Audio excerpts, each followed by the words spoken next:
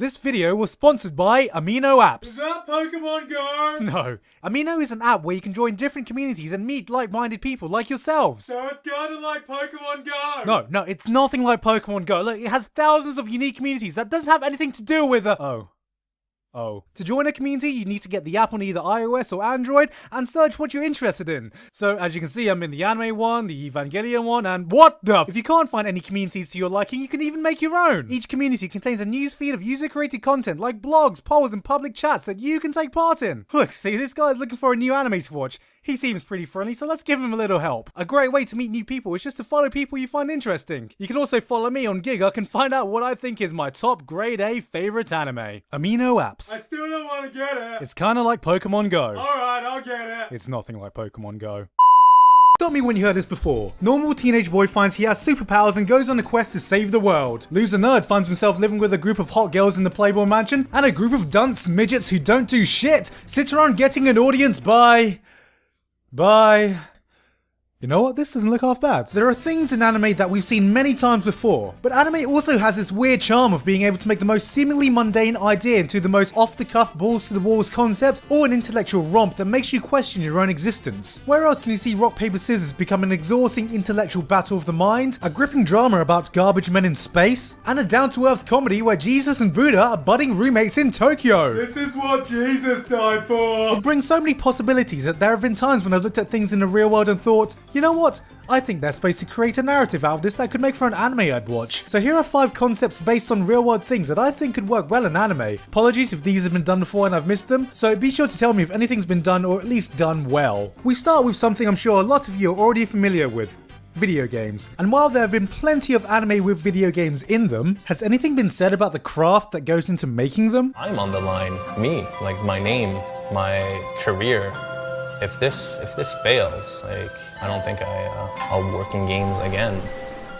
When you think of anime and video games, what do you think? I mean, we have people playing video games, people getting trapped in video games, people getting trapped in video games, people getting trapped in video games, people getting trapped in video games. Thank fuck for that, Sword Art Online! But the closest thing we get in anime to making video games is a school club attempting to put together a simple demo, or the flawless logic we see behind a group of dudes creating a hentai game. This makes no sense! Why do you want to sleep with me if I go to class with you? How does class equal pussy? I have yet to see an anime that follows the entire development cycle of a video game, which I think could be very interesting, from the evolution of the initial concept, to the work done to bring that idea to life, to the extensive thought process that goes into level design, to the explosive marketing before release. There is plenty of material that could be covered to make an entertaining story, and if there's one country that knows about making video games, it's Japan. But I want to know how they make pachinko machines. Maybe you can argue that my natural engineering instincts is what's driving me to think that such a concept would make for an interesting show, but things like Indie Game the Movie showed us that you can easily create a narrative that we care for about the people behind video games, and Shirobaka has already proved that seeing the development cycle of a medium can not only be intriguing, but also educational too. Now I know some people are waiting to just ask me, hey, what about new game coming out this season? To which I say, yeah, that's an anime about game development, like K-On! Was an anime about music, guys.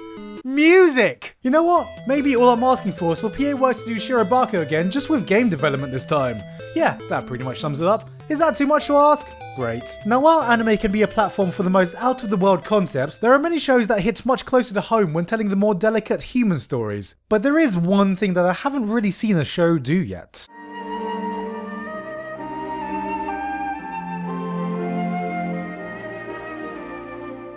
We've all seen it a million times before. Love triangles, love pentagons, love dodecahedrons. Romance in anime always seems to boil down to a group of friends In high school! all romantically interested in each other, like we're repeating the same season of Friends over and over, except no one ever likes the person they're supposed to like. Unless of course you're from school days, and in which case you're just a walking sex terminator sleeping with anything closely resembling a vagina. In any case, the romance normally ends when the final couple finally realize that they like each other and kiss. Or, you know, hold hands or some shit. Oh my god, she's holding my hand. She totally wants the D. Going beyond that, you have a few anime that portrays the whole relationship of a couple and the struggles that they go through, but what I haven't seen is an anime that resembles how most people's romantic lives actually go. Only the lucky few find the love of their lives on the first try, and most people go through multiple relationships before finding the one they want to end up with. Not every relationship you go through will be a happy one. You get hurt, you struggle through, and sometimes people change along the way, but it's a journey that people take through life, and it makes finding the actual person you want to stay with that much sweeter. You don't always need a love hexagon to create suitable drama, as a lot of people's lives actually have enough drama in them if we follow them for long enough. We've seen this in film, but for some reason I just cannot connect to Hollywood romances the same way I can with anime romances. Because, you know, they're fucking 3D people, and how the fuck am I supposed to relate to that? The closest thing I've seen is something like 5 centimeters per second, but that was less of a happy romance and more of an outlook on how distance can grow between people. But it looks so pretty! Overall, romance in anime at the moment is very touching and sweet, but if they were able to tell a story of someone's entire romantic life from beginning to end, that could be a fresh concept for the genre. Moving on from the realism in life, I want to talk about something that has mystified me ever since I was a kid. Something with wonder and mystique that you can almost say was magical? It's bad walking on water. What's going on? Okay, walking on the water. I have a small confession to make. Back when I was a shiny-eyed little kid worrying about my next math class in school, I went through a phase when I was obsessed with magic and magicians. From the gritty street magic displayed by David Blaine to the grand events staged by David Copperfield, magic was, well, magical for me. I would watch countless clips of different magicians and marvel at the spectacle while pondering for days about how certain tricks were done.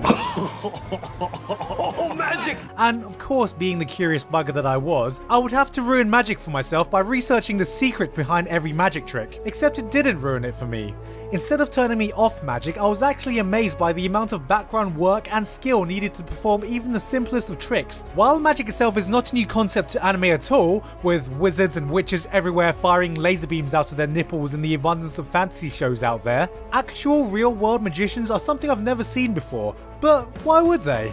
I mean, what's the point of making a show about magic when you can literally draw any event you want, right? Well, behind the scenes there is so much work a magician has to put into it if they want to be great. The countless hours needed to practice sleight of hand, the art of misdirection, the brilliantly designed stage props used to bend the imagination, and of course the showmanship that all leads to the satisfaction of pulling off a great show. It's the entire craft, and there have already been stories told in movies about the lighter and darker side of how dedicated you have to be towards it. And anime is one of the only mediums I know that can make explaining these elements into an interesting scene, like they do when explaining the simplest move in any sports anime, for example. I believe all these elements could blend together to make an interesting story about the journey any magician takes, the work they have to put in, or maybe even the sacrifices they need to make to be great. And if there's any medium that could tell this story, it's anime. But enough about learning how things work. This is anime, not the engineering channel. We want grand stories in ever-expanding worlds with big casts of characters that we actually care about. Isn't there something we can do there?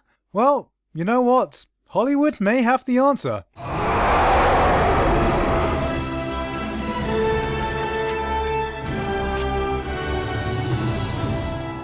If there is one hot concept in Hollywood nowadays, it's a shared universe. Ever since the record-breaking Avengers put together the unlikely crew of Bill Gates, Captain Freedom, a supermodel, a brick shithouse, Shakespeare, and Hawkeye, the Marvel Cinematic Universe has become one of the biggest franchises in the world. And now, with every studio rushing to find the next big shared universe, I couldn't help but be curious to see if anime could do something similar. While we see the odd cameo here and there, and some series that take place in the same universe, like the Naruverse or Tsubasa Chronicles, there hasn't really been a story where a group of individual stories collide together to create something much grander. And it's something that could be easily achieved. Something like Baccano showed us you don't even need a main character to carry a show, just a group of interesting characters colliding with one another. Now imagine this just on a much grander scale. One part of anime that I think could really benefit from this would be the shonen battle genre. What would happen if characters like Luffy, Naruto, and Ichigo were actually part of the same universe, and their paths actually led them together towards something much bigger? Or what about a group of characters who come together in a battle royale type tournament tournament like we see in the Fate franchise. See, I actually got this idea thinking about the dilemma every Fate adaptation goes through. What's that dilemma, you ask?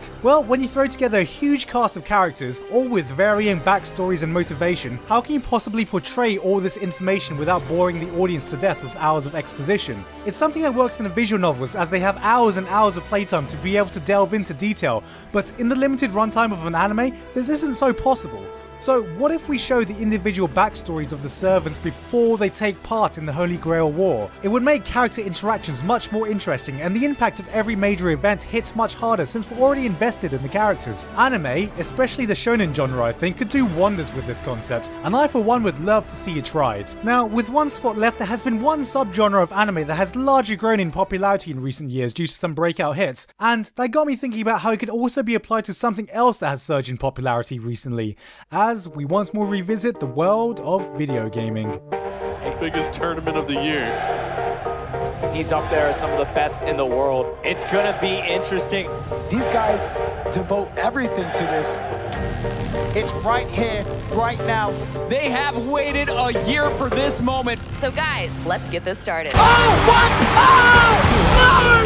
What the crap? He's on there now! And it's going to save the game! If you've been living under a rock these past few years, here's one irrefutable fact that's been cropped up which a generation of parents have tried to convince you is stupid. People really like watching video games. Whether it be about one guy in his room shrieking his ass off, or teams of people competing to be the best in the world, or thousands of people screaming at a massive LAN party. If there's one concept I think is just asking to be made, it's in esports. For those of you unacquainted with the term, esports is a term used to label the form of sport that describes competitive and professional video gaming, and is one of the fastest growing sports in recent times. Millions of people around the world are tuning into competitive gaming because, well, it's exciting. It's really exciting. Look, this guy's so excited he sounds like a horny boyfriend trying to convince his girlfriend for sex.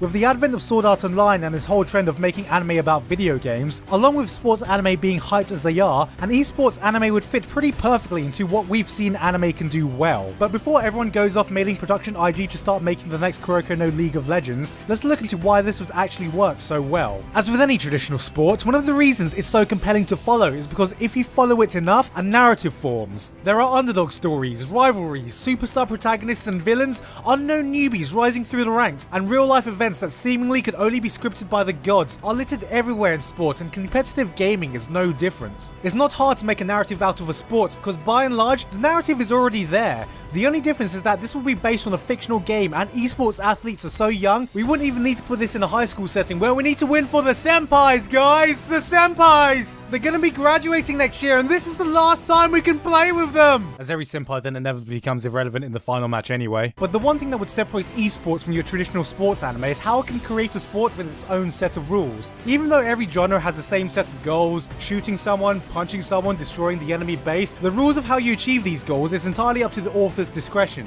Different games can have different characters, different tactics, different abilities, and all these can be easily exploited. We've already seen how fictional game rules can be stretched and exploited in shows like Log Horizon and No Game No Life, which were really entertaining to watch, and a fictional esport would be the perfect platform for something like this to shine, as an infinite amount of possible tactics could be used. Not to mention the current trend in competitive gaming to often patch and change around their games, so the tactics would always be constantly evolving. And best of all, this can all actually be explained to the audience in depth so they can understand, instead of, you know, getting confused as to why the Koreans sound like they're having multiple orgasms every time there's a team fight.